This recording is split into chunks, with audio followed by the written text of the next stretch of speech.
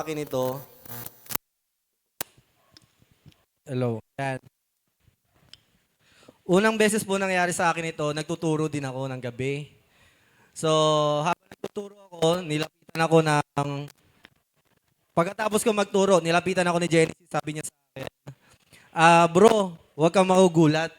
Huwag kang magugulat sa sabihin ko. Yung mama mo daw nawawala.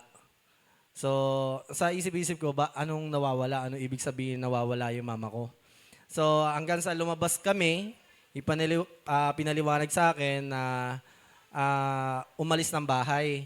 Kasi ang mother ko po, sa mga di nakakaalam, stroke patient siya at ilang beses siyang na-hospital. And dahil doon, nagkaroon siya ng dementia. So, nung nagka-dementia siya, may maraming pagkakataon ay minsan nakakalimutan niya kung saan siya nakatira, ganyan. So, yun. To make the story short, nakita namin siya sa barangay dito sa Tondo. Galing Cavite. So, sumakay siya ng bus, papunta dito, hindi niya alam. Tapos, humingi siya ng tulong dun sa TAF. Parang hindi niya na alam gagawin niya. Buti na lang nagpadala ang Panginoon ng taong tutulong sa kanya na may mabuting loob. And I believe na talaga ang Diyos ang kumilos sa nanay ko na yon. At ngayon, may tumawag sa akin. Kanina rin ito, habang nasa church ako, yung nanay ko daw ay kasi hindi na siya naglalayas, parang nagiging normal na siya. Pero recently lang ay nakalabas na naman siya at this time, pasakay na siya ng bus na naman, papuntang PTEX. So, salamat sa Panginoon, and I know na dahil sa kabutihan ng Panginoon, wala kaming kamag-anak sa Cavite, wala rin kaming mga masyadong kakilala doon. Pero sa dinami-dami ng pagkakataon, nakita siya ng kaibigan ng kapatid ko, pasakay ng bus, at nung hinahatak siya, ayaw niyang sumama, sumakay pa rin ng bus. Ang ginawa nila, sumakay din sila ng bus. Hanggang sa maiuwi yung nanay ko. So, God is good sa atin. Palakpakan natin ang Panginoon. Iingatan niya talaga yung mga mahal natin sa buhay.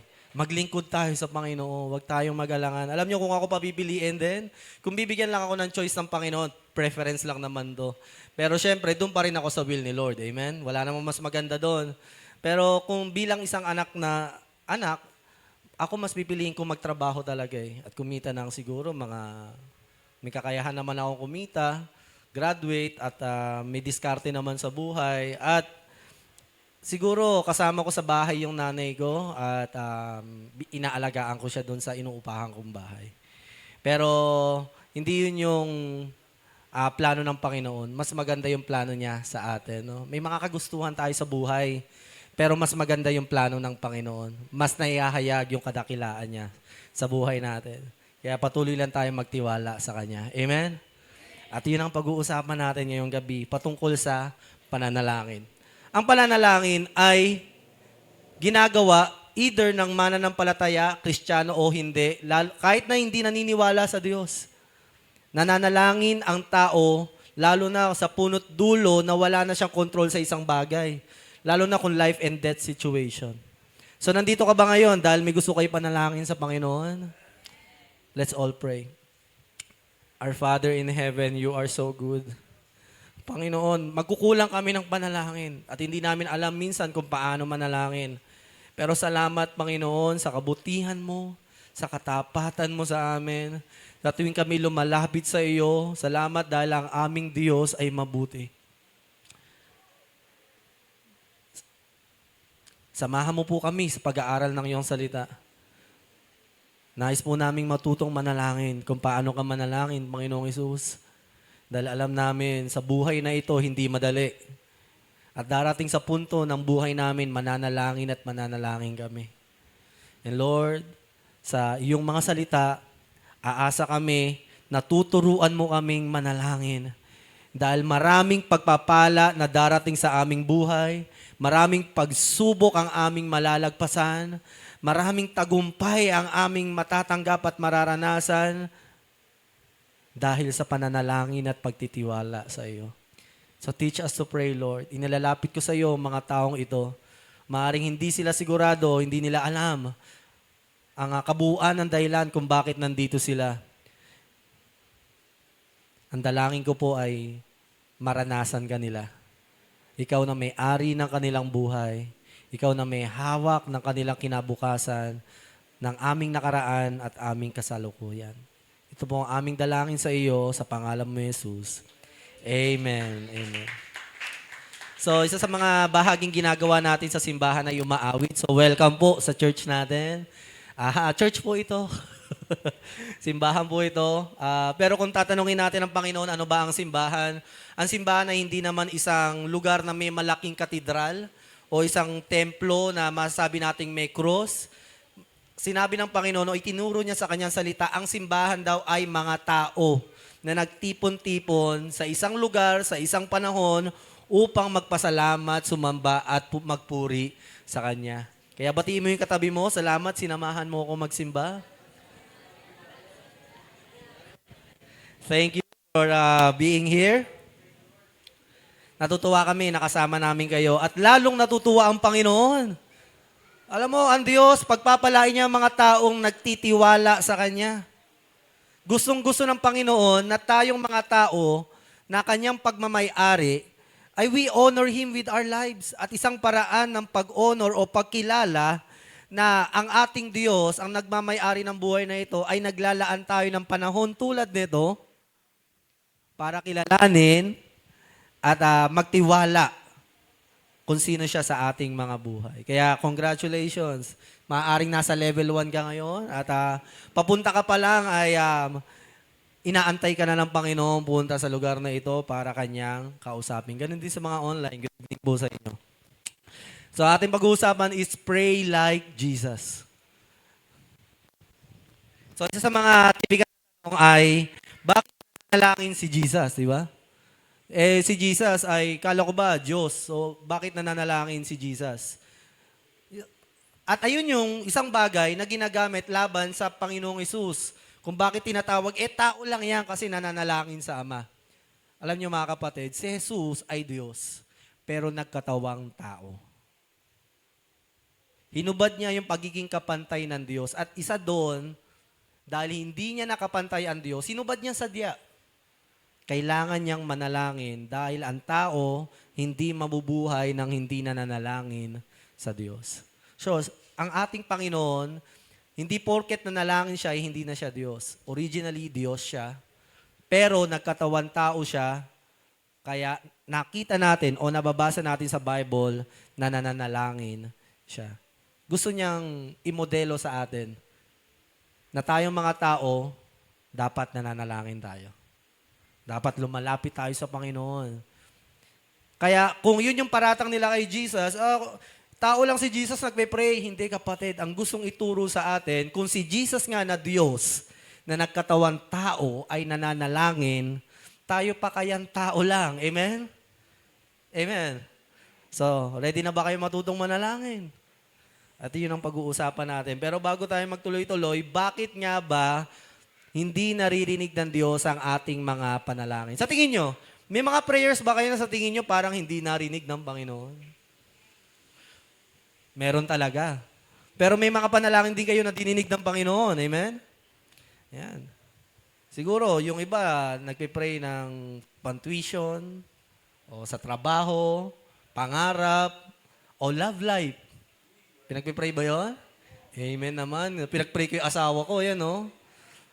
Alam niyo po ba, nung birthday ko, minsan pinagpray ako dito ni Pastor Apollo, nililehans niya. Yung mga tao nagpipray. Ang sabi narinig ko nung nagpe-pray sa akin ng mga tao, sagutin niyo po ang kanyang individual na panalangin. Alam niyo, pinagpe-pray ko noon, Lord, ibigay niyo sa akin tong babae na ito, aalagaan ko to. At hindi ako nabigo.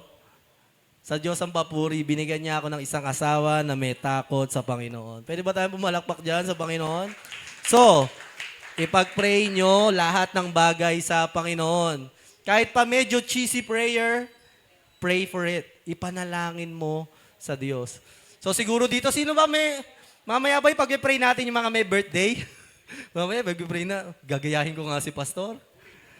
So mga kapatid, tingnan muna natin, bakit ba hindi naririnig ni Lord yung prayer natin? Sa akin, narinig ni Lord. Ibig sabihin, yung prayer ko ng mga oras na yun ay hindi religious prayer. So one thing kung bakit hindi naririnig ng Diyos ang ating panalangin dahil Tayo'y nananalangin tulad ng mga Pariseyo. Anong panalangin ng Pariseyo? Nagbabanggit sila ng salita na hindi galing sa puso nila. Nang paulit-ulit, parang mantra. Hindi ko alam kung may alam kayong ganong panalangin, yung paulit-ulit, sinasabi natin ng paulit-ulit, pero hindi natin alam yung ibig sabihin. Hindi naman galing sa puso natin. Sinasabi natin yun, pero alam mo sa puso mo, may gusto ko sabihin, may gusto kong sabihin, Panginoon sa panalangin. So, hindi naririnig ng Diyos ang panalangin na parang exercise lang. At isang dahilan din bakit hindi naririnig ng Panginoon ang ating dalangin, mga repetitive prayers, yung paulit-ulit nga na walang kabuluhan. Ang sabi ng Panginoong Hesus, kung mananalangin kayo, huwag kayong tumulad sa mga Pariseyo. Mahaba sila manalangin sa publiko. Kumbaga sa public, ang lalakas mag-pray, ang hahaba mag-pray, pero kapag private na, kapag sila na lang, hindi na nila magawang manalangin. So repetitive na lang. May kilala ba kayong magaling manalangin? Kapatid, walang magaling manalangin. Meron lang totoong manalangin sa Panginoon. At ang mga totoong panalangin lang ang naririnig ng Panginoon. Siyempre, may mga naririnig tayong grabe talaga mag-pray, no? Parang, in Jesus' name, talagang mamumove ka di ba? Mararanasan mo yun, pero wala po doon sa nakasanayan nating panalangin. Kaya nga minsan, di ba, may mga panalangin tayo nababanggit. Hindi naman masama, basta galing sa puso. Pero kung hindi na galing sa puso, hallelujah, praise the Lord, hindi yun naririnig ng Panginoon. Isa pa sa mga dahilan, bakit hindi maririnig ng Diyos ang panalangin ng isang tao? Ang panalangin ay masama. O ang panalangin ay galing sa isang masamang tao. Kasi hindi naman lahat ng prayers ay mabuti. Yung ibang panalangin ay makasarili. Sana manalo ako sa casino. Sana sa scatter manalo ako. Lord, 5,000 lang. Pwede mo magtiwala na lang tayo sa Panginoon?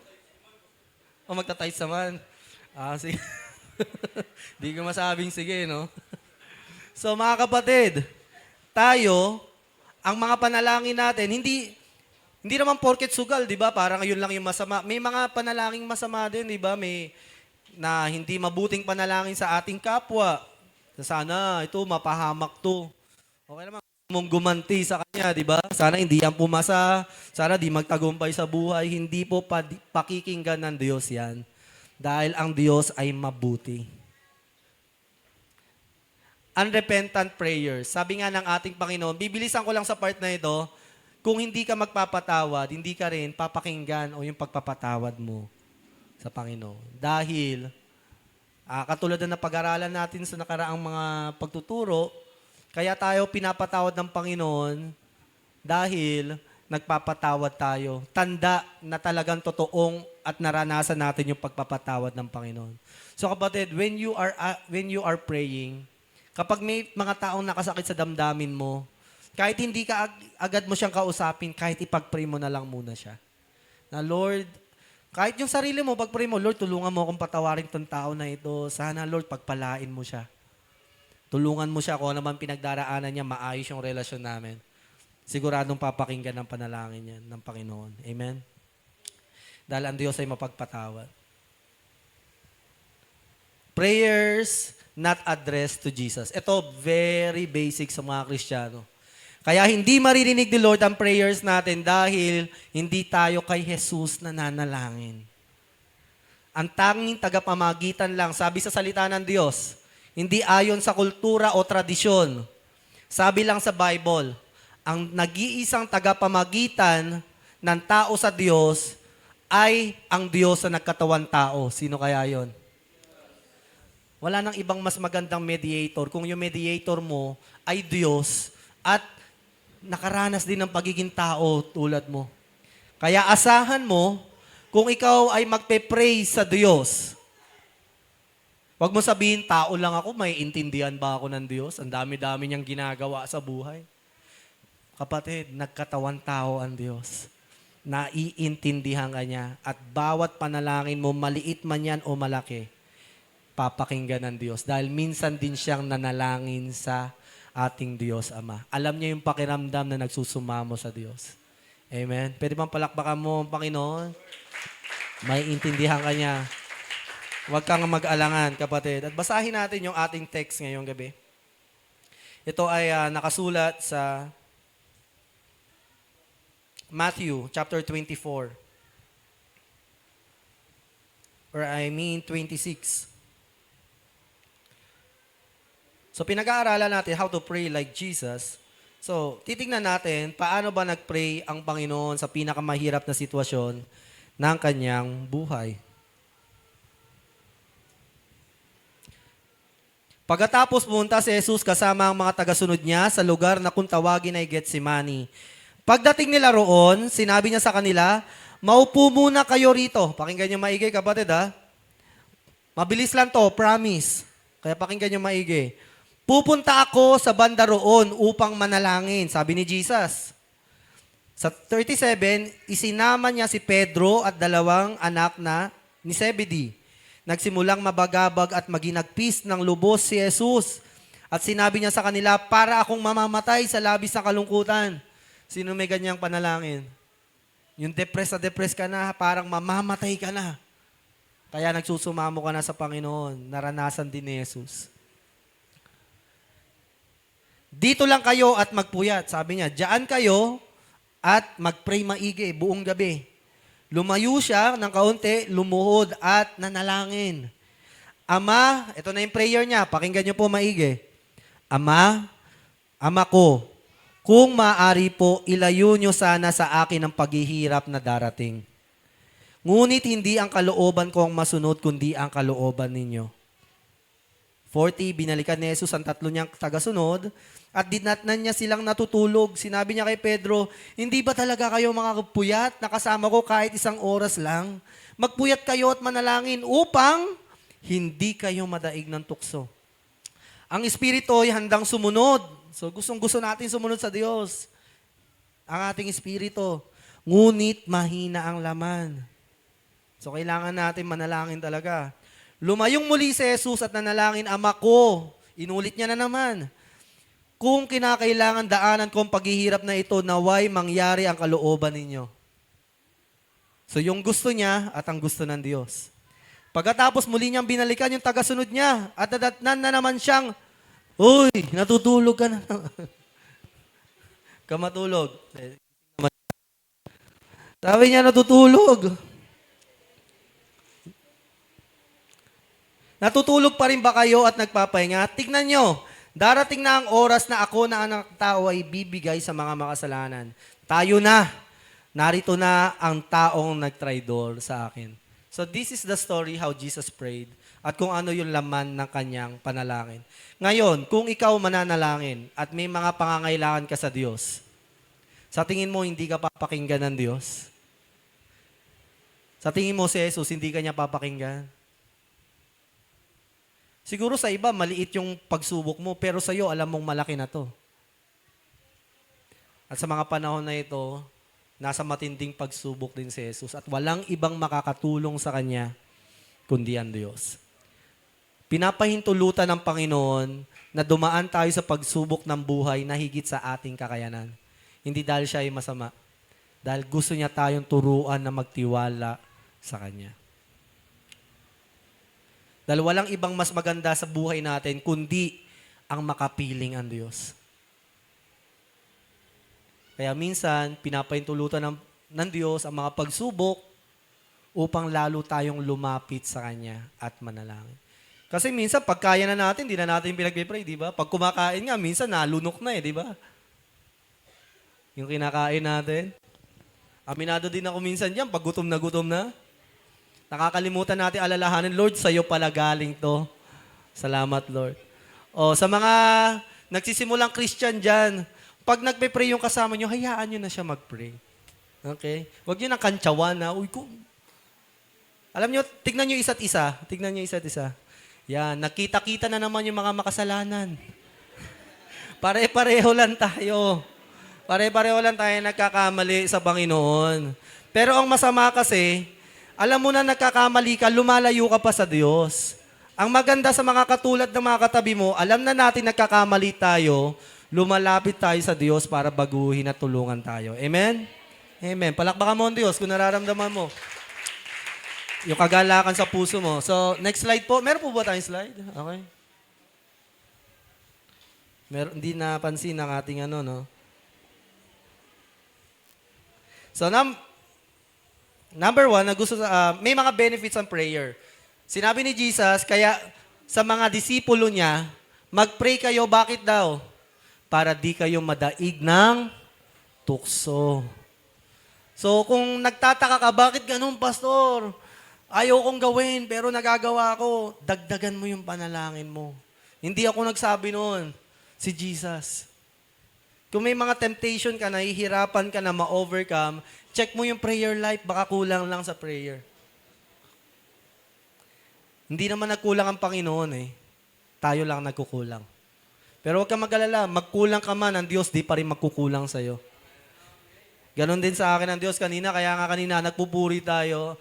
Ang tunay na awit na pagsamba. Biruin mo, nandito ako sa church noon, hindi ko iniisip magulang ko. Pero ang Diyos, iniisip yung nanay ko, nagpadala na mag-iingat sa nanay ko. At ganon din ang Diyos sa inyo, kapatid. At kapag ikaw'y nananalangin, handang ibigay sa iyo ng Panginoon ay kapayapaan at comfort. Peace and comfort agad. Sa ibang salin ng teksto na ito, nung nagpe-pray si Jesus, nagpadala ang Diyos ng anghel para i-encourage siya. At kapag ikaw ay nananalangin, kapatid, hindi man agad sagutin ni Lord yung prayers mo, asahan mo, kapag nag-pray ka ng buong puso, kapayapaan agad yung mararamdaman mo sa puso mo. Kaya pag nagpe-pray kayo, wag lang hingi ng hingi. Sasabihin nyo rin, Lord, ikaw ay makapangyarihan, ikaw ay mabuti. Kasi kasama yan sa adoration of prayer eh. Sasabihin mo sa Kanya, Lord, alam ko, mahal mo ko, kilala mo ko. Kasi habang sinasabi mo yon, nagkakaroon ka ng kapayapaan. Nagkakaroon ka ng pagtitiwala. Nako-comfort ka ng mga pangako ng Panginoon. Eh sabihin mo nga lang, Lord, sa'yo walang imposible. Ulit-ulitin mo yan. Sa prayer mo, naranasan ko din yan. Nung unang stroke ng mother ko, ang lagi ko lang sinasambit papunta sa ospital, Lord, God is good, God is good, God is good, God is good. Hanggang sa makarating ako sa ospital, God is good, God is good.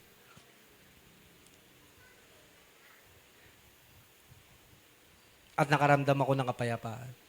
Alam ko, may mga mahal kayo sa buhay, amen? Kaya nyo sila pinagpe-pray.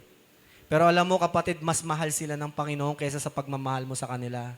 So you need to pray for them. Let God do His business to them. At hindi makakilos ang Panginoon minsan dahil nagkukulang tayo ng panalangin sa mga mahal natin sa buhay. At pag nanalangin tayo, magkakaroon tayo ng pananampalataya at pag-asa. Ayun agad. Hindi pa sinasagot panalangin mo, sinagot na agad ng Panginoon sa pamamagitan ng pagbigay sa iyo ng pananampalataya at pag-asa. So, sa church natin, every Wednesday, nagpe-pray tayo dito. Pinagpe-pray natin yung gobyerno, yung Pilipinas. Sino dito, ito, honest answer lang. Sino dito naniniwalang may pag-asa pa ang Pilipinas?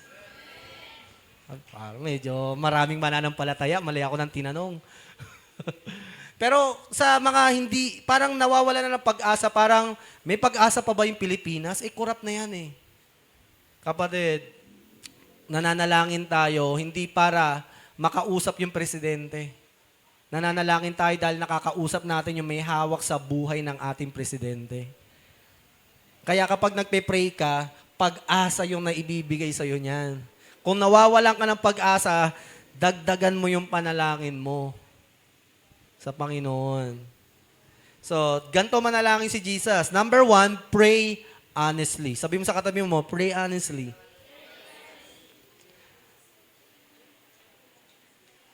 Pag tayo nananalangin, ang gusto ng Diyos yung galing sa puso natin. Walang pagkukunwari. Kung naiinis ka, nalulungkot ka, sabihin mo sa Panginoon. Nakikita naman niya yun eh. Bakit mo pa itatago? Kung nakakaramdam ka ng galit, sabihin mo, Lord, nagagalit ako. Patawarin mo ako. Pero syempre, hindi lang doon natatapos yun. Hingi ka ng tawad, Lord, nagagalit po ako, tulungan mo ako na matanggal tong galit ko. Sa mga taong nakasakit sa'yo, you just need to be honest with the Lord. Si Jesus dito, honest eh. Sobrang honest niya. So basahin muna natin yung Matthew chapter 6 verse 7. When you pray, do not heap up empty phrases as the Gentiles do, for they think that they will be heard for many words. So, makita natin dito, hindi porket mahaba ang panalangin, pinapakinggan na ng Diyos. Ang pinapakinggan ng Diyos, panalangin na kahit maiksi, galing sa puso. Pero alam nyo kapatid, may panalangin din na minsan hindi mo na nababanggit sa bibig mo eh. Yung umiiyak ka na lang. Alam mo, ang Lord, may subtitle sa langit yun eh. Na ta-translate niyo yung mga iyak natin. Kahit hindi mo na mabanggit eh. Yung may pinagdaraanan ka, tapos lumuhod ka lang, tapos umiyak ka lang. Ako naniniwala ako narinig ni Lord yun. Alam niya yon. Basta galing sa puso mo. Pray honestly. Yan ang gusto niya sa iyo, sa akin. Diyos naman, totoo sa atin, maging totoo na rin tayo sa Kanya. Sa tingin mo ba, inuhusgahan ka ng Panginoon? Kung inuhusgahan ka, wala ka dapat dito ngayon. Di sana, nung dumating ka dito, biglang sinarado ni Lord yung gate. Wag ka dito. Mga mabanal lang mga nandito. Hindi tayo inusgahan ng Panginoon. So, wag mo rin husgahan ang sarili mo. So, better start praying honestly to the Lord. Maging honest ka sa pananalangin. Huwag ka magkukunwari sa Panginoon. Alam niya yun. Pray consistently. Pray without ceasing. Huwag kang titigil sa panalangin hanggat hindi mo nakukuha. And sabi din sa Colossians 4:2, continue steadfastly in prayer, being watchful in it with thanksgiving. So, huwag kang titigil sa panalangin hanggat hindi mo nakukuha yung pinapanalangin mo. At babantayan mo daw yung pinapanalangin mo. Babantayan mo hindi para magreklamo, tagal naman ito, Lord. Babantayan mo kasi magpapasalamat ka. Lord, salamat. Alam ko mabuti ka, naririnig mo yung dalangin ko.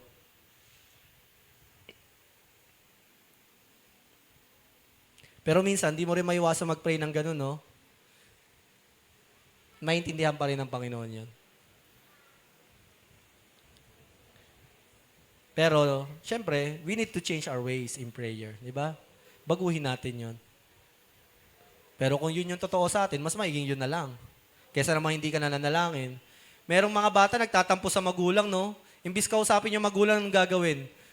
Magtatantrums, nagtatampo, no? Hindi makikipag-usap sa magulang. Tapos tatanungin ng magulang, ano ba gusto mo? Hindi titingin, ganyan, magdadabo. Sa amin, mga batang 90s, ang linyahan namin, sana mamatay na lang ako. Hindi, iba ngayon, depressed talaga eh. Kami, depressed-depressan kami nun, sana mamatay na lang ako. Pag hindi na pagbigyan, no? Punta ka ng Toy Kingdom noon, tinuro mo, gusto ko yun, no? Wala tayong pera, nak. Sana mamatay na lang ako. Mga prayer na pambata, no? So moving on, pray individually and corporately. Ito naman yung isa sa mga magagandang bagay. Manalangin ka mag-isa, may mga panahon na mag-isa ka magbe-pray, may mga panahon na kailangan may kasama kang manalangin. Kasi may mga panalangin hindi nasasagot sa individual na panalangin. Naniniwala kayo doon? May mga panalangin sinasagot ng Panginoon dahil gusto niya manalangin tayo ng sama-sama. James 5:16, therefore confess your sin to one another and pray for one another that you may be healed. The prayer of a righteous person has great power as it is working. Amen. God is good. God is good. Nararanasan natin yan, lalo na dito sa church na yan. Nagmamahalan mga tao dito. Talagang nagtutulungan. We confess our sin to one another. We help one another. Hindi yung, sis, pag-pray mo ko, sige, pag-pray kita. Tapos nakalimutan na. Hindi mo na pag-pray. Pero we don't practice that, di ba? We build genuine fellowship to one another. But when you pray, go into your room and shut the door and pray to your Father who is in secret. And your Father who sees you in secret will reward you. So dalawa. Minsan, kailangan mo may kasamang manalangin. Pero, yung iba naman baliktad. Gusto laging may kasamang manalangin. Pero pag mag-isa na, hindi nakakapanalangin. Kapatid, we better do both ways. You need to learn praying in corporate o sama-sama in fellowship, and you need to learn to pray individually. Tingnan nyo si Jesus, so nag-pray siya, nagsama pa, di ba? O, dito kayo ha, doon ako, magpe-pray ako. Nung nakita niyo yung kapatid niya, di na naman kayo nagpe-pray. Nasabihan ba kayo ng ganun sa kapatid niyo sa pananampalataya? Ganun din si Jesus. Si Jesus nga, inuurasan po, 1 oras lang, grabe kayo ah. So, ganun tayo. Gayahin natin si Jesus. Si Jesus, hindi siya, maganda yung sinasabi, yung naririnig ko palagi na parang silent treatment. Diba? Hindi siya nagsa-silent treatment. He brings others to help him to pray for him. So, gayahin natin ang Panginoon. Jesus is so humble, no? Grabe. Gayahin natin yung humility nito. Pray for God's will. Ito na yung isa sa mga crucial part ng prayer. Watch and pray that you may not enter into temptation. The spirit indeed is willing, but the flesh is weak. Again, for the second time, he went away and prayed, My Father, if this cannot pass unless I drink it, your will be done. Kapag tayo nananalangin, may dalawang importanteng bahagi diyan. Yung una, yung kagustuhan mo. Pangalawa, yung kagustuhan ng ating Diyos. Pag nagpe-pray tayo, hindi natin inuutusan si Lord na masunod yung kung ano yung gusto natin. Siyempre, sinasabi natin kung anong gusto natin, siyempre, preference yun eh. Kaya ka nga may favorite na food, di ba? Preference mo yun eh. May favorite person ka, happy pill. Preference mo yun. O kung ano man yung mga favorite mo, sasabihin mo sa Panginoon, uniquely created tayo individually. So, when we are praying, God expecting a unique prayer from you. Prayer na sa bibig mo lang manggagaling, hindi manggagaling sa iba. Kasi unique person ka. So, when you are praying, pangarap man yan, o kung ano mang pinagdaraanan mo, sasabihin mo yun sa Panginoon. Pero, wag mong kakalimutan, Lord, kung hindi ito ang kalooban mo, yung kalooban mo ang mangyari sa pinapanalangin ko. Mahirap ito. Alam ko, gusto natin yung gusto natin na susunod. And I don't blame you on that. Lahat naman tayo may mga personal choices in life. Pero mga kapatid, kaya ang tawag dito pananampalataya, ang maganda at mahirap kasi sa Panginoon, minsan may iba siyang plano, pero ang maganda, mas maganda yung plano niya kaysa sa plano natin. Katulad nga ng binanggit ko sa inyo, pray honestly. Jesus prayed very genuinely sa ating Ama sa langit. Sabi niya, na Ama, kung pwede sana, huwag ko nang pagdaanan itong paghihirap sa cross. Ay, huwag ko nang maranasan. Pero ang kalooban mo pa rin ang mangyari. Makita mo dito si Jesus, no?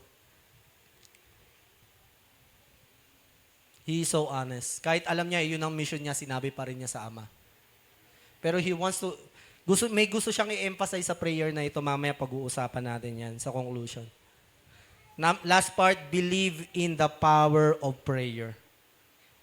Kapatid, it's really a non-negotiable part. It's a necessity sa prayer that you need to believe. Kailangan mong maniwala. Kung nahihirapan ka maniwala sa prayer mo, one technique, balikan mo yung mga dati mong pinanalangin na sinagot ng Panginoon. It will motivate you to believe again in the Lord. You need to believe when you are praying. Because God said, now without faith, it is impossible to please God. Since the one who draws near to Him must believe that He exists and that He rewards those who seek Him. Kapag daw lumalapit ka sa Diyos at nananalangin ka sa Kanya, kailangan maniwala ka sa Kanya. Ano daw una mong paniniwalaan? Ay, kailangan paniwalaan mo na gagantimpalaan niya. Yun yung sinabi, na siya ay buhay at gagantimpalaan niya yung mga taong lumalapit sa Kanya. That's the requirement of prayer. You need to believe. Huwag kang mag-alala, kapatid. Ang Diyos ang naglalagay ng pananampalataya natin. It's God's part na dagdagan o patibayin yung ating pananalig sa Kanya. ang ating parte maniwala sa kasalukuyang sitwasyon natin na may magagawa ang Diyos. Sa Kanya walang imposible. Believe in the power of prayer. Maniwala ka. Kaya maraming tao hindi nananalangin kasi hindi nila nakikita yung kapangyarihan na ito. Siguro ikaw hindi ka pa masyadong sanay sa kapangyarihan ng panalangin, pero kapatid, magandang simulan mo na ngayon. Kasi kung di mo sisimulan ngayon, may mararanasan ka uli na magtutulak sa iyo manalangin. At maaaring mas mahirap na sitwasyon yon. Kaya, I suggest, ngayon pa lang, kung wala ka pang pinagdaraanan na mahirap na pagsubok, matuto ka ng manalangin sa Panginoon. Mark 11:24, therefore I tell you, whatever you ask in prayer, believe that you have received it, and it will be yours. Faith talaga yan. At ang faith, lumalaki yan, hindi by time, but by practice. Maliit na pananampalataya hanggang sa lumalaki ng lumalaki.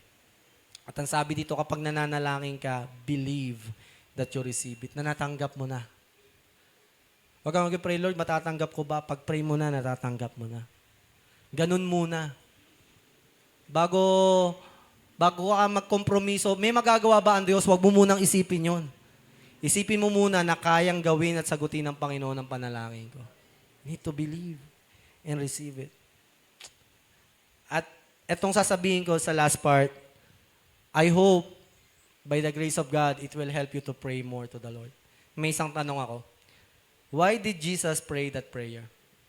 Tanungin ko kayo mga kapatid. Bakit ganito manalangin si Jesus? Bakit pinanalangin niya sa mga oras na ito, babalikan ko, bakit ito yung mga nabanggit niya?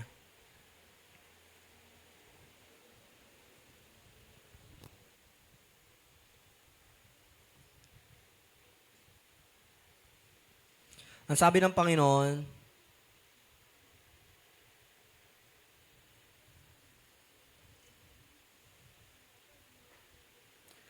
sa verse 39, lumayo siya ng kaunti, lumuhod at nanalangin.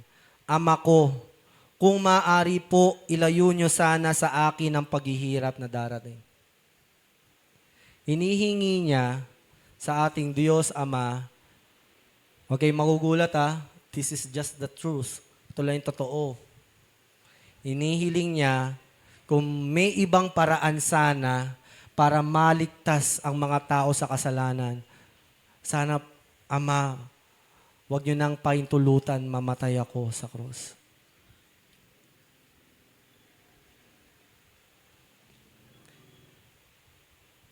Paintulutan niyo po.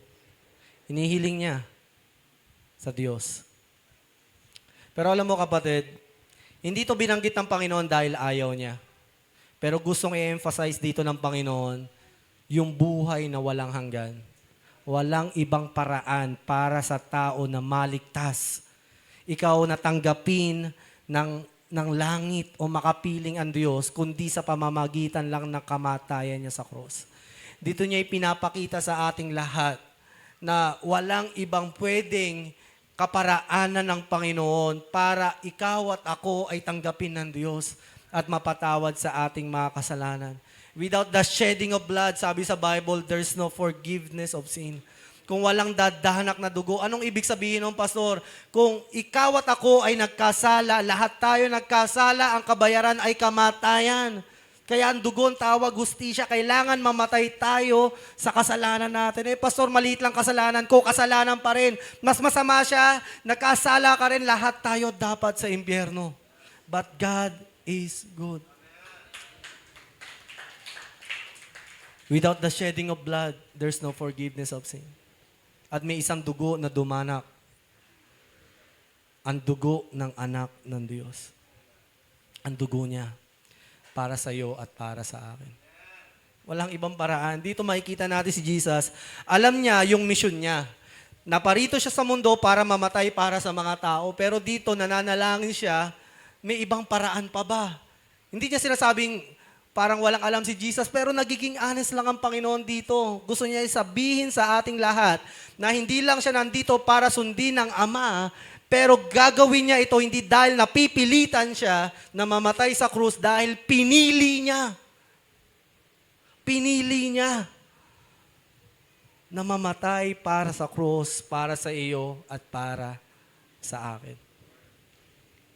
Mga kapatid, kung nahihirapan ka manalangin, kung sa tingin mo napakalaki ng hinihingi mo sa Panginoon, gusto ko pong sabihin sa'yo na may isang bagay na ibinigay sa'yo ng Diyos na hindi mo pa hinihingi at hindi mo lubos maisip na pwede mong hingin, pero ibinigay sa'yo ng Panginoon. Yun yung kaisa-isa niyang anak.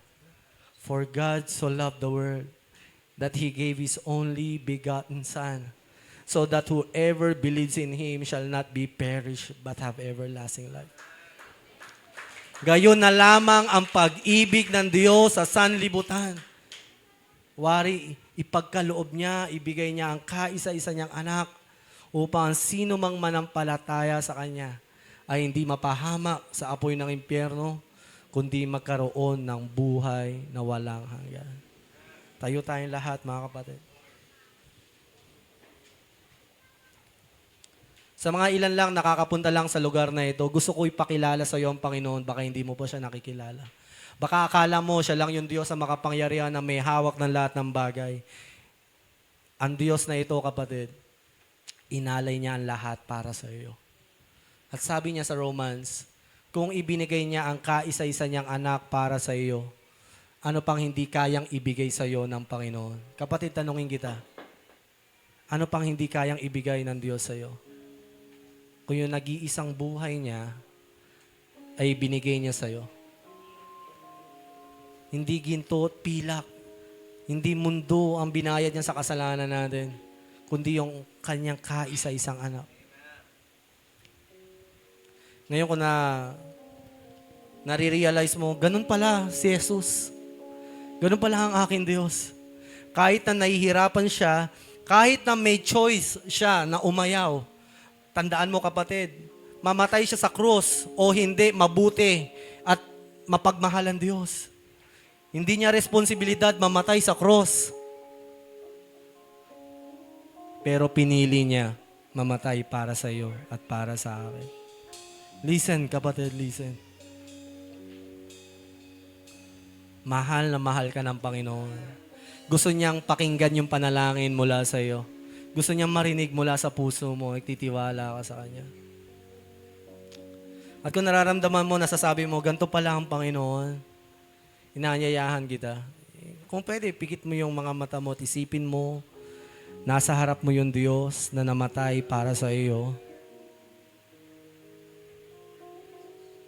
At pinapalapit ka niya, anak, ano yung pinapanalangin mo? Bakit ka nandito? Pwede ka bang maging totoo sa Panginoon? Come on, pray.